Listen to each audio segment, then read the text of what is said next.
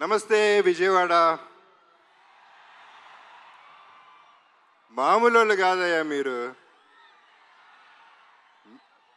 మొత్తానికి విజయవంతంగా పెద్ద టీంని తీసుకొచ్చేశారు. రామ్ చరణ్ని తీసుకురాగలిగారు. మెయిన్లీ థ్యాంక్స్ టు ఎంపీ గారు. ఇంత షార్ట్ టైంలో చాలా బాగా ఆర్గనైజ్ చేసినందుకు we're very very happy. 1962 Benz circle దగ్గర సరోజినీదేవి హాస్పిటల్లో నేను పుట్టాను. అప్పుడు బెజవాడ. సో బెంజ్ సర్కిల్ నాకు బాగా తెలిసి అప్పుడు వాకింగ్ స్ట్రీట్ అయి ఉండేది.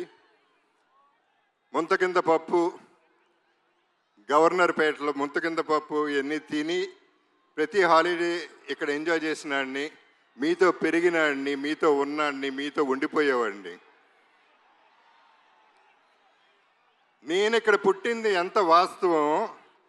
పెద్ది అనే సినిమా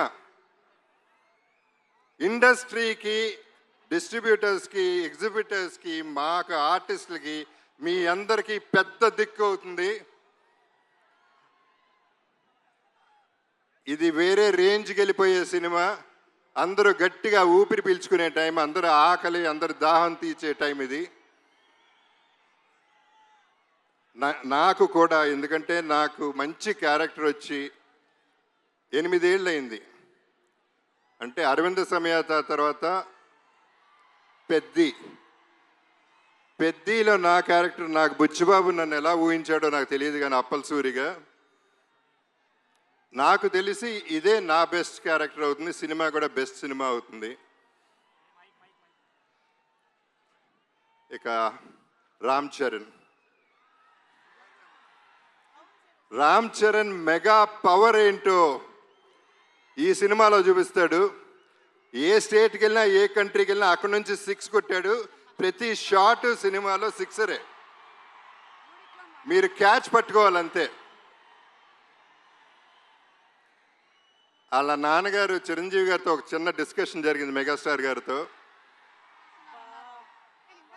అప్పుడు నేను చరణ్ అంటే నాకు చాలా ఇష్టం.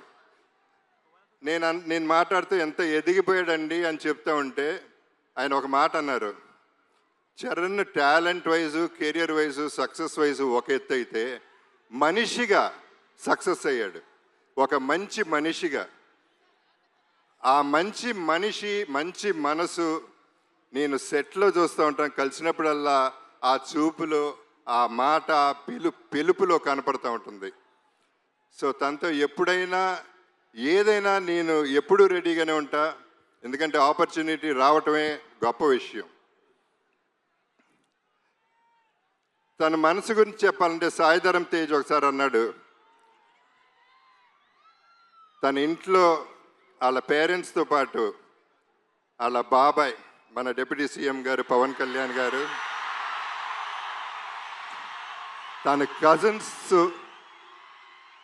అందరితో చాలా ఆప్యాయంగా ఉంటాడు. చాలా సరదాగా అల్లరి చేస్తూ కలిసిమెలిసి ఉంటామని చెప్పాడు. చాలా సంతోషం.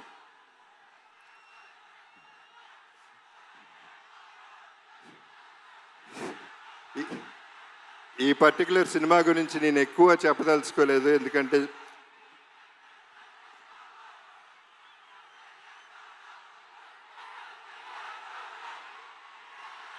ఓకే.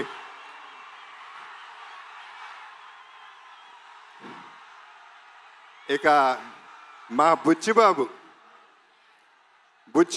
పోర్టబుల్ సైజులో, బఠానీ సైజులో ఇంత ఉంటాడు. తనలో ఎంత బుర్ర ఉందో, ఎంత టాలెంట్ ఉందో, అన్బిలీవబుల్ టాలెంట్ ఉంది, అన్లిమిటెడ్ టాలెంట్ ఉంది. Is unstoppable also. తను పోర్టబుల్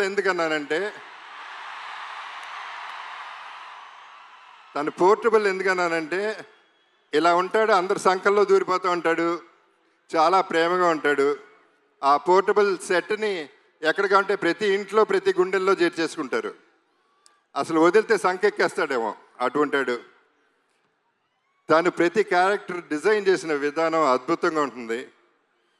మీరు చూస్తారు సినిమా, నేను ఎక్కువ చెప్పవసరం లేదు, మీ అందరికీ అన్నీ బాగా తెలుసు.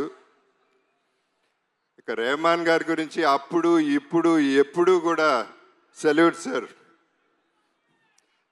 ఇక ర్యాండీ ఒక వన్ మోర్ అనేది ఎప్పుడు వినపడుతుంది దగ్గర. అండ్ ధైర్యంగా టేక్ ఓకే అని చెప్పగలే ధైర్యం ఒక్క ర్యాండీకే ఉంది డైరెక్టర్ కంటే ముందు. అంత క్యాలిబర్ ఉన్న ర్యాండీతో పనిచేశాను. నా అదృష్టం ఈ సెకండ్ ఇన్నింగ్స్లో ఇటువంటి వాళ్ళతో పనిచేయగలుగుతున్నాను.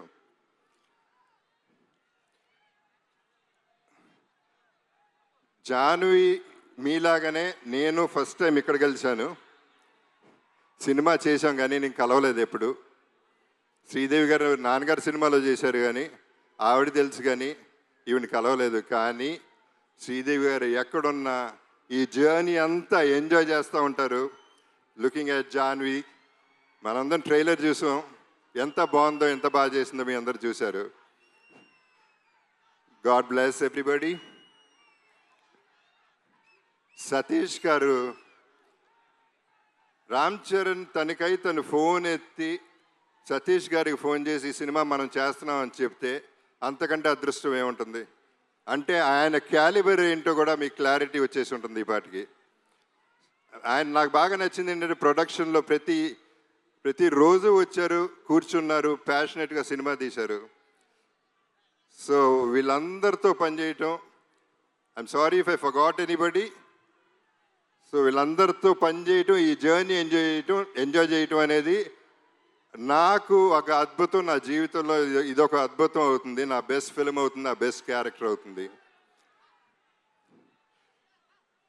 ఒకే ఒక డైలాగ్తో ఫినిష్ చేస్తాను.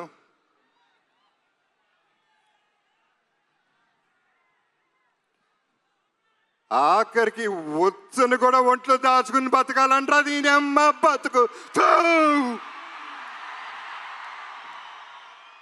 మీ అప్పల సూరి.